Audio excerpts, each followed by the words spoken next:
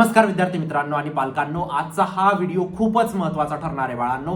काल 12वी बोर्डाचा निकाल लागला आणि त्यानंतर खूप जास्त गोंधळ निर्माण झालेला आहे विद्यार्थ्यांमध्ये, पालकांमध्ये आणि विद्यार्थ्यांमध्ये खूप काही गोंधळ क्रिएट झालेला आहे. त्याविषयी आज आपल्याला बोलायचे 3 मेजर गोष्टींबद्दल आज आपण बोलणार आहोत. सगळ्यात पहिले रीचेकिंग बद्दल बोलूया. ठीक आहे, रीचेकिंग मध्ये तुम्हाला काय करावं लागणार, कोणाला रीचेकिंग साठी अप्लाय करायचे, सगळ्या गोष्टी सांगणार आहे. त्यानंतर इम्प्रुव्हमेंट एक्झाम बद्दल सांगणार आहे आणि त्यानंतर इलिजिबिलिटी बद्दल सांगणार आहे. बाळांनो, हा खूप जास्त महत्त्वाचा टॉपिक असणार आहे. याच्यावर आज मी खूप जास्त बोलणार आहे इलिजिबिलिटी वरती. हा व्हिडिओ बघितल्यानंतर तुम्हाला कुठंच ग्रुपिंग क्रायटेरिया बघायला जायची गरज राहणार नाही. ठीक आहे, चला व्हिडिओला सुरू करूया. पण त्याआधी कॉमेंट सेक्शन मध्ये तुम्ही नक्कीच तुमचे पर्सेंटेज कॉमेंट करा बाळांनो. ठीक आहे, जेणेकरून मॅक्झिमम विद्यार्थ्यांचे पर्सेंटेज समजतील आणि त्याच्यावर मी फीडबॅक देऊ शकतो. ठीक आहे, आणि चॅनलला सबस्क्राईब करा. जोपर्यंत तुमचं एक बेस्ट कॉलेजमध्ये ऍडमिशन निघून जात बाळांनो, आता लवकरच आपला काउन्सिलिंग प्रोग्राम लॉन्च होतोय. ठीक आहे, ज्याच्यामध्ये मी तुम्हाला मेंटर करेल की तुम्हाला कुठलं कॉलेज सिलेक्ट करायला पाहिजे, तुमची कॅप राऊंडची कॉलेज लिस्ट वगैरे सगळ्या गोष्टी मी बनवून देणार आहे तुम्हाला. म्हणून चॅनलला सबस्क्राईब करून ठेवा आणि व्हॉट्सअप ग्रुपला जॉईन करा. आतापर्यंत सीईटीचे जेवढे पेपर झाले सगळे व्हॉट्सअप ग्रुपला टाकलेले आहेत, ते परत मी अपलोड करणार आहे. त्यासाठी व्हॉट्सअप ग्रुपला जॉईन करून ठेवा. ठीक आहे, सीईटी तर्फे काही इम्पॉर्टंट इन्फॉर्मेशन आली सगळ्यात पहिले व्हॉट्सअप ग्रुपला येते, फुल होऊन जाईल, त्याआधी जॉईन करा. सगळ्यात पहिल्या गोष्टीबाबत बोलूया बाळांनो, रीचेकिंग. ठीक आहे, 2 टर्म्स असतात, एक रीचेकिंग आणि एक असतं बाळांनो रिइव्हॅल्युएशन. काय असतं रिइव्हॅल्युएशन? आता दोघी वेगवेगळ्या टर्म्स आहेत. भरपूर विद्यार्थ्यांना वाटतं एकच टर्म आहे. ही पहिली एक टर्म आहे बाळांनो, ही दुसरी एक टर्म आहे. रीचेकिंग मध्ये काय होतं, रीचेकिंग मध्ये तुम्हाला फक्त तुमचे मार्क्स काउंट होतात. काय होतं? मार्क्स काउंट होतात बेसिकली. आणि रिइव्हॅल्युएशन मध्ये काय होतं, तुमचा पेपर परत चेक होतं बाळांनो. काय होतं? पेपर चेक होतं फ्रॉम बेसिक से लेके मॉडरेटर पर्यंत. ठीक आहे, पेपर चेकर पासून तर मॉडरेटर पर्यंत पूर्ण प्रोसेस तुमची नवीन होते, त्याला म्हणतात आपण रिइव्हॅल्युएशन. रीचेकिंग मध्ये तुमचे फक्त मार्क्स काउंट होतात. तर माझं म्हणणं आहे तुम्ही रिइव्हॅल्युएशन साठी अप्लाय केलं पाहिजे. ठीक आहे, रीचेकिंग फक्त एक मार्क्स बेसिकली काउंट होऊन जातात. गोष्ट समजते? आपण काय बघणार आहोत आता, रिइव्हॅल्युएशन साठी कोणी अप्लाय करायचं. ठीक आहे, 3 प्रकारचे विद्यार्थी असतात, है ना. एक असतात ज्यांचे 35 टक्केवारीपेक्षा कमी टक्केवारी आहे, एक असतात ज्यांचे 35 ते 45 टक्केवारीच्या दरम्यान आहे, आणि एक असे असतात बाळांनो ज्यांचे 45 पेक्षा जास्त टक्केवारी आहे. जर तुमचे कोणत्याही विषयात 35 पेक्षा कमी मार्क आहेत, फॉर एक्झाम्पल फिजिक्स मध्ये तुमचे 30 मार्क आहेत, है ना, तर तुम्ही नक्कीच रीचेकिंग साठी किंवा रिइव्हॅल्युएशन साठी जाऊ शकतात बाळांनो, काही हरकत नाही. ठीक आहे, त्याच जागेवर जर तुम्ही, कारण तुम्हाला लॉस नाही, तुम्हाला फिजिक्सला काय होणार आहे, 30 ते 29 होऊन जाईल असं पण फेलच आहे, 30 ते 25 होऊन जाईल असं पण फेलच आहे. जर वाढायला लागले तर 30 ते 35 होऊन गेले तर पास होऊन जाणार, परत एक्झाम द्यायची गरज राहणार नाही. गोष्ट समजते? तर तुम्ही नक्कीच जाऊ शकतात, माझं असं म्हणणं आहे. ज्यांचे 35 ते 45च्या दरम्यान आहेत बाळांनो, तुम्ही सावधान व्हा. ठीक आहे, तुम्ही काय व्हा? सावधान व्हा. ह्या विद्यार्थ्यांना खूप महत्वाची गोष्टी सांगायची, तुम्ही फसू शकतात.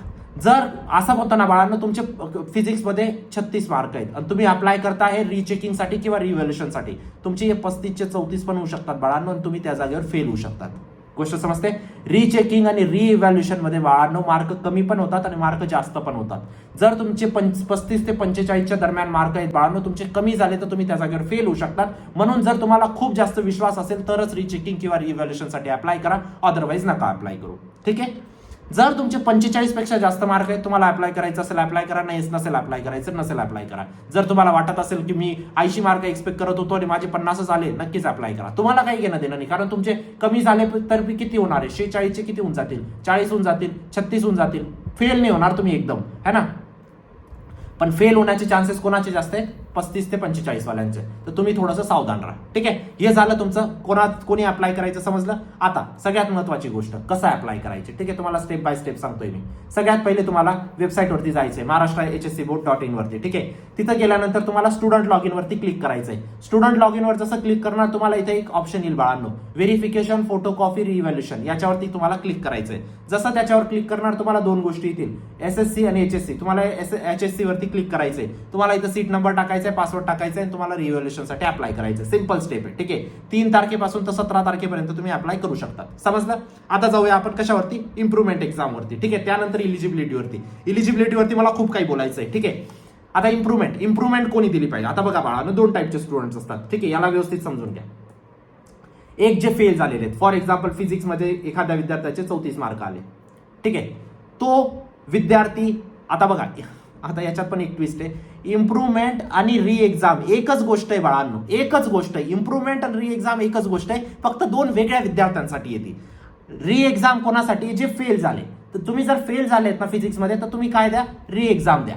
आणि एखादा विद्यार्थी फिजिक्समध्ये किती आहे, पास आहे, पण त्याच्या फिजिक्समध्ये 40च मार्क आले, त्याला वाटतंय की मला इम्प्रुव्हमेंटसाठी जायचंय, तर तो फक्त आणि फक्त फिजिक्सच्या सब्जेक्टसाठी इम्प्रुव्हमेंटसाठी जाऊ शकत नाही. त्याला पूर्णच्या पूर्ण सब्जेक्ट इम्प्रुव्हमेंटसाठी जावं लागेल. म्हणजे तुमचे इंग्लिश, फिजिक्स, केमिस्ट्री, मॅथ सगळे विषय इम्प्रुव्हमेंटसाठी जावं लागेल आणि त्याला म्हणतात आपण क्लास इम्प्रुव्हमेंट एक्झाम. दोन गोष्टी आहेत, री एक्झाम आणि क्लास इम्प्रुव्हमेंट एक्झाम. सगळ्या एक्झाम एकच टायमाला होतात, म्हणजे जुलैच्याच वेळी एकच एक्झाम आहे. फिजिक्सचा जो पेपर यांना येईल तोच पेपर यांना पण येईल, जो इम्प्रुव्हमेंट वाल्यांना येईल तोच पेपर री एक्झाम वाल्यांना पण येईल. फक्त वेगवेगळे नावं आहेत वेगवेगळ्या कॅटेगरीच्या विद्यार्थ्यांसाठी. जर तुम्ही पास आहात, तुमचे मार्क कमी आहेत, तुम्ही पास आहात पण तुमचे थोडेसे मार्क कमी आहेत, तुमची ग्रुपिंग वगैरे होत नाहीये, थोडेसे मार्क कमी येत आहेत, तुम्ही क्लास इम्प्रुव्हमेंटसाठी जाऊ शकतात. पण क्लास इम्प्रुव्हमेंट एका सब्जेक्टची देता येत नाही. गोष्ट समजली? फेल असणार तर तुम्ही ज्या सब्जेक्टमध्ये फेल असणार त्या सब्जेक्टचा देऊ शकतात, है ना. तुमच्यासाठी काही असं गरजेचं नाही की सगळे सब्जेक्ट द्यावे लागतील. गोष्ट समजली? याच्यावरती सगळे डाऊट्स क्लिअर झाले, है ना. चला, अरे हा, अजून एक गोष्ट सांगायची होती. याच्यामध्ये आता तुम्हाला री एक्झाम मध्ये किंवा रिव्हॅल्युएशन मध्ये तुम्हाला 400 रुपये फीज असेल, ठीक आहे. ही गोष्ट राहिली होती माझ्याकडून. चला, आता आपण बघूया इलिजिबिलिटीकडे, सगळ्यात महत्वाचा टॉपिक आजचा, ठीक आहे. त्या आधी बाळांनो, ठीक आहे, आता एक लास्ट गोष्ट मी तुम्हाला सांगू देतो बाळांनो. अटेम्प्ट 1 मध्ये 90% प्रश्न same to same crash course आणि मॉक टेस्ट मधून आले होते बाळांनो सीईटीच्या. अटेम्प्ट 2 मध्ये पण येतील, ठीक आहे. हा आता शेवटचा चान्स आहे बाळांनो. तुमचे जरी कमी मार्क आले असतील, सीईटी 12वी बोर्डाच्या हिशोबाने तुम्हाला कोणतंच कॉलेज भेटत नाही, ठीक आहे. सीईटीच्या मार्कांनीच तुम्हाला कॉलेज भेटतं, म्हणून अजून सुद्धा तुमच्याकडे चान्स आहेत बाळांनो. तुम्ही इथं बघू शकतात 100% प्रश्न as it is same to same crash course मधून आले होते. तुम्ही सगळे फीडबॅक इथं वाचू शकतात बाळांनो, ठीक आहे. हे सगळे फीडबॅक वाचा, तुम्ही सगळे पॅरेंटचेच फीडबॅक वाचा, ठीक आहे. का तिथूनच का प्रश्न येतात, असं आहे का सीईटी मला प्रश्न सांगून देतात, अशी काही गोष्ट नसते बाळांनो. सीईटी ज्या सोर्सेस मधून प्रश्न टाकते, तुमचे कर्नाटका सीईटी झालं, डब्ल्यूबीजी झालं, तुमचं सीयूईटी झालं, किंवा सीईटीचे प्रिव्हियस इयर क्वेश्चन झालं, जेई मेनचे इझी क्वेश्चन झालं, नीटचे इझी क्वेश्चन झालं, तुमचं बोर्डाचे एमसीक्यू झाली, सगळे मिळून सीईटी सेल क्वेश्चन टाकते बाळांनो. आणि ते सगळे क्वेश्चन आपण ऑलरेडी क्रॅश कोर्स आणि मॉक टेस्ट मध्ये टाकलेले आहेत, त्यामुळे maximum same to same question तुमचे क्रॅश कोर्स आणि मॉक टेस्ट मधूनच येतात. तुम्ही याच वर्षाचा नाही, लास्ट इयरचा रेकॉर्ड बघू शकतात बाळांनो. 150 टोटल तुमचे प्रश्न येतात, बरोबर. 150 पैकी 92 प्रश्न सेम टू सेम आले होते लास्ट इयर क्रॅश कोर्स आणि मॉक टेस्ट मधून विदाउट व्हॅल्यू चेंज, आणि 58 प्रश्न असे होते ज्यांचे थोड्याफार व्हॅल्यू चेंज होत्या, ठीक आहे. म्हणून 90% पेपर लास्ट इयर पण आला होता, या वर्षी पण अटेम्प्ट 1 मध्ये आला आणि अटेम्प्ट 2 ला पण येईल बाळांनो, ठीक आहे. तुम्ही लास्ट इयरचे रिझल्ट चेक करू शकतात. सगळ्यात जास्त विद्यार्थी सीयूपी, विजीटी, वालचिन, पीएचडी, व्हीआयटी, केएसयूमॅडी, सांगताडवाले, एसपीआयटी अशा कॉलेजेसमध्ये शिकताय. तुम्ही पण शिकणार, हा शेवटची संधी आहे तुमच्यासाठी. आता आपण बॅच क्लोज करतोय, लवकरात लवकर एनरोल करा, ठीक आहे. चला, आता फेवरेट टॉपिक इलिजिबिलिटी. खूप विद्यार्थ्यांचा डाऊट आहे, ठीक आहे. सगळ्यात पहिली गोष्ट, चला थोडंसं एक्सप्लेन करतो, त्यानंतर ब्लँक शीट वरती सगळ्या गोष्टी एक्सप्लेन करतो. ऍडमिशन इलिजिबिलिटी बाळांनो तुमची 45% असते, ठीक आहे. आता मी तुम्हाला सांगतो, तुमचे जर तुम्ही बोर्ड्सला फॉर एक्झाम्पल एक विद्यार्थी आहे, त्याचं नाव समजा अक्षय समजा, है ना. अक्षय नावाचा एक विद्यार्थी आहे, त्याचे बोर्डामध्ये 40% आली, ठीक आहे. बोर्डामध्ये 40% आहे. त्याचे physics plus chemistry plus maths मिळून त्याचे 135, हा ओपन कॅटेगरीचा विद्यार्थी आहे, ठीक आहे. ओपन कॅटेगरीचा विद्यार्थी आहे, त्याचे 135 किंवा 134 ला पण ऍक्सेप्ट केलं जातं, ठीक आहे. 134 जर मार्क आहेत म्हणजेच तुमचे 45% कसे आले, या तिघांचे मार्क डिवायडेड बाय 3 जर केलं तुमचे, तर तुमचे हे 45% येतात, बरोबर. हे सिच्युएशन जर मॅच केलं असेल तर अमनची इथं 45% झाले physics plus chemistry plus maths मिळून, तर तो इलिजिबल आहे इंजिनिअरिंग आणि फार्मसी ऍडमिशनसाठी. जरी त्याच्या बोर्डामध्ये 40% आहे, पण त्याचे physics plus chemistry plus maths मध्ये 45% आली, तर तो इथं इलिजिबल आहे. आता हा ओपन कॅटेगरीचा विद्यार्थी होता, है ना. त्याच जागेवर दुसरा विद्यार्थी आहे, त्याचं नाव आहे विवेक. काय? विवेक हा ओबीसी कॅटेगरीचा विद्यार्थी, है ना. ओबीसी किंवा एससी किंवा एसटी किंवा एनटी, कोणत्याही ओपन सोडून कोणत्याही कॅटेगरीचा विद्यार्थी आहे विवेक, ठीक आहे. त्याचे physics plus chemistry plus maths मिळून 119 मार्क आले, तरी तो काय 40% त्याची आली, तरी तो काय इलिजिबल आहे बाळांनो. गोष्ट समजते तुम्हाला? इन शॉर्ट सांगण्याचं तात्पर्य काय, जर तुमचे physics plus chemistry plus maths मिळून 135 मार्क आले म्हणजेच 45% आले, तर तुम्ही इथं इलिजिबल असतात इंजिनिअरिंग आणि फार्मसीसाठी, ठीक आहे. हे कोणासाठी बाळांनो?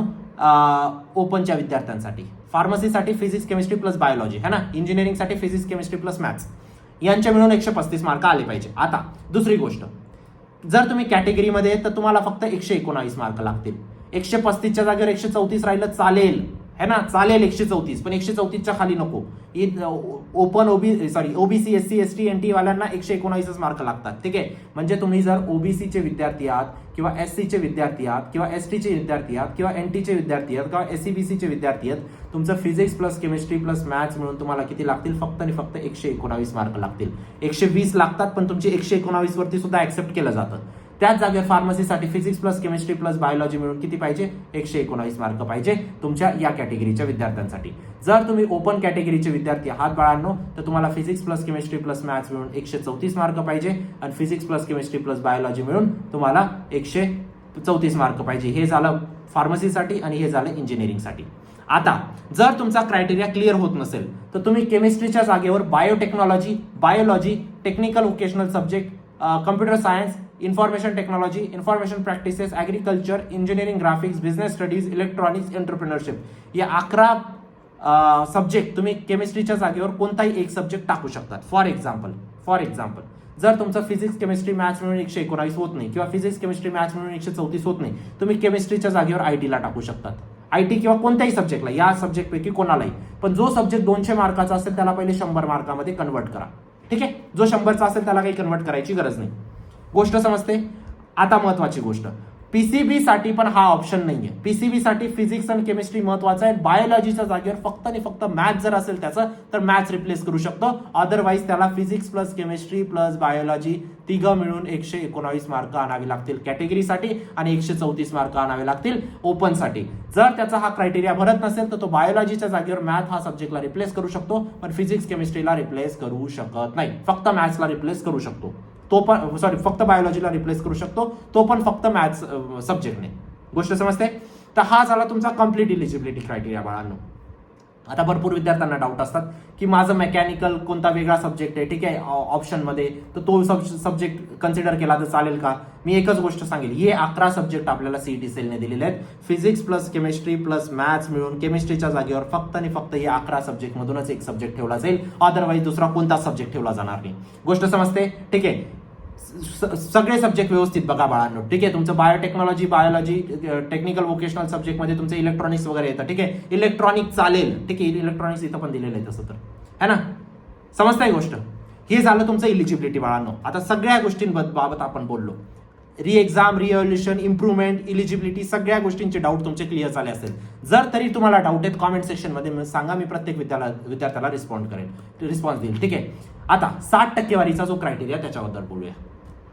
बघा बाळांनो, आता 4 वर्षानंतर तुम्ही कंपनीमध्ये 4 वर्षानंतर तुम्हाला कंपनीज भेटायला येणार आहेत. जर तुम्ही इंजिनिअरिंगमध्ये गेले बाळांनो, इंजिनिअरिंगमध्ये 4 वर्षानंतर काय होतं, तुम्हाला जॉब देण्यासाठी कंपनीज येतात कॉलेजमध्ये, है ना. आता कॉलेजमध्ये 100,000 विद्यार्थी असतात, है ना. ते काय सांगतात, 1000चा कोण इंटरव्ह्यू घेत बसेल, आम्हाला आहे ना असे विद्यार्थी द्या ज्यांचे 10वी आणि 12वी मध्ये 60 टक्केवारीच्या वरती आहेत. आम्हाला हे बाकीचे नको, फक्त 60 टक्केवारीच्या वरतीचे पाहिजे, बाकीचे सोडा. मग 100 पैकी किती विद्यार्थी निघतात? 500 विद्यार्थी निघतात 60च्या वरतीचे. हा, चला मग या 500ला आमच्या टेस्टमध्ये बसवा. टेस्टमधून जे क्वालिफाय झाले, 100 क्वालिफाय झाले, ठीक आहे. मग चला यांना आता आमच्या इंटरव्ह्यूला पाठवा. पहिला इंटरव्ह्यू झाला, त्याच्यानंतर 100 मध्ये 50 क्वालिफाय झाले. मग 50 मध्ये शेवटचा इंटरव्ह्यू घेऊन 10 क्वालिफाय होतात, 10ला नोकरी लागते, है ना. ही एका कंपनीची अशी प्रोसेस असते. समजते गोष्ट? आता ही बेसिक स्टेप मध्येच तुम्ही आउट होऊन जाणार बाळांनो. पण हे कोणत्या कंपनीज मध्ये होतं बाळांनो?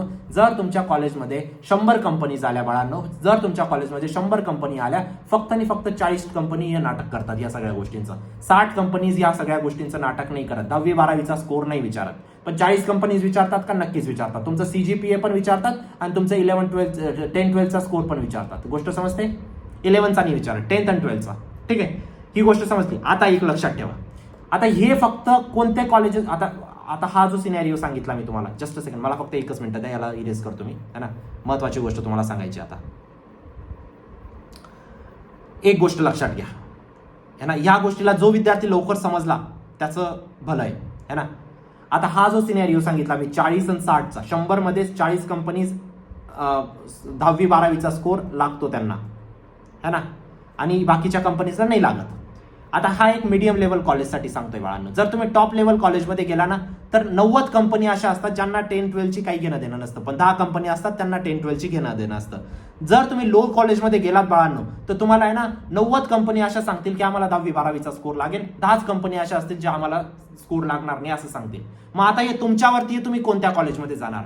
जर तुम्ही चांगल्या कॉलेजमध्ये नाही गेले तर तुम्हाला लो लेवलच्या कॉलेजेसमध्ये विचारतीलच या सगळ्या गोष्टी, 10वीचा स्कोर सांगा, 12वीचा स्कोर सांगा, है ना. मग माझं काय म्हणणं आहे, तुम्ही चांगला कॉलेज क्रॅक करा बाळांनो. अजून सुद्धा तुमच्याकडे अटेम्प्ट 2 आहे बाळांनो. अटेम्प्ट 2 आहे, आपल्याकडे काउन्सिलिंग आहे, आपण योग्य कॉलेज लिस्ट मिळून एक योग्य कॉलेजमध्ये जाऊ आपण. पण त्यासाठी तुमचा स्कोर पण महत्वाचा आहे बाळांनो. फक्त काउन्सिलिंगच्या जीवावरती मी तुम्हाला खूप पुढेपर्यंत नाही घेऊ जाऊ शकत, है ना. मी नक्कीच तुम्हाला फुल फोर्स लावून पुढे घेऊन जाईल, पण स्कोरच नाही राहिला बाळांनो. मिनिमम स्कोर तरी घेऊन या, ऍटलीस्ट 90% आणा बाळांनो, ऍटलीस्ट 85% आणा. तुम्ही जर 20 आणि 30% आणणार मग माझ्याकडून कसं होईल बाळांनो पुढे तुमचं, है ना. तर आता सुद्धा चान्स आहे तुमच्याकडे, अजून सुद्धा तुम्ही खूप चांगला स्कोर करू शकतात बाळांनो. Crash course mock test enough आहे, मी तुम्हाला सांगतो. लास्ट 10 दिवसात तुम्ही जर व्यवस्थित क्रॅश कोर्स मॉक टेस्ट केला ना, कुठंच तुमचे चांगले पर्सेंटेज गेले नाही. डेफिनेटली येतील या गोष्टीची मी तुम्हाला खात्री देऊ इच्छितो. डेफिनेटली एनरोल करू शकतात. व्हॉट्सअप ग्रुपला जॉईन करा बाळांनो, चॅनलला सबस्क्राईब करा. भेटूया नंतरच्या व्हिडिओमध्ये. तोपर्यंत बाय, टेक केअर, थँक्यू.